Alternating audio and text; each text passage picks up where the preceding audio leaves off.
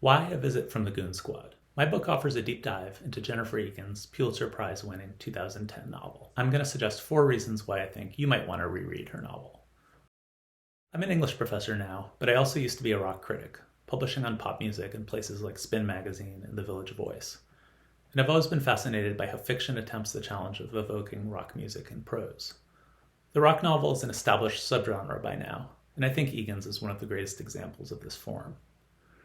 Her novel is laid out like an old-fashioned vinyl LP, its chapters organized into an A and a B side. Most readers will go through those chapters in order, but each can also be read on its own, just as you can listen to an entire album or to individual tracks. The novel is set in and around the worlds of punk, rock and roll, and the pop music industry of the 1970s through to a semi-dystopian 2020s. It sketches a milieu of rock stars, has-beens, record labels, publicists, and fans, as their world shifts and declines. Part of what Egan is doing here, I think, is using rock and roll as a kind of stand-in for literature and for the novel. The book's musical world serves as an occasion for broader thinking about the role of art in contemporary culture.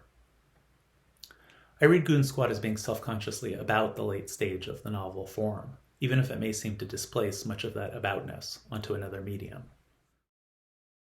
Egan takes apart and tinkers with the conventional structure of a realist novel.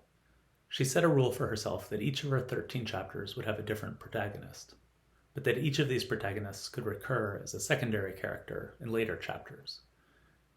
In this way, Goon Squad offers some of the traditional pleasures of a work of fiction that follows the interrelated lives of a cluster of characters over time, but it also plays with the structure, pulls it apart, and transforms it into a kind of kaleidoscopic puzzle.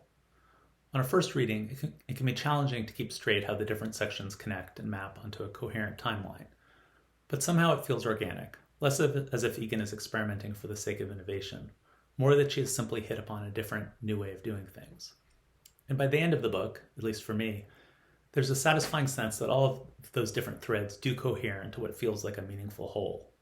You finish the novel challenged, refreshed, with the sense that an author has renewed the form in surprising and very pleasurable ways. Goon Squad was published a few years after Facebook went national and 2 years after the founding of Spotify. It now seems like a novel very much of that particular moment of early 21st century transition, filled with ambivalence about the ways that digitization has swept all of human experience and culture into an immaterial cloud. Egan asks, what has happened to all of our most cherished aesthetic forms as they have been transformed into bits? Her book is itself one triumphant answer to the question of how the traditional novel can survive in and adapt to an algorithmic world.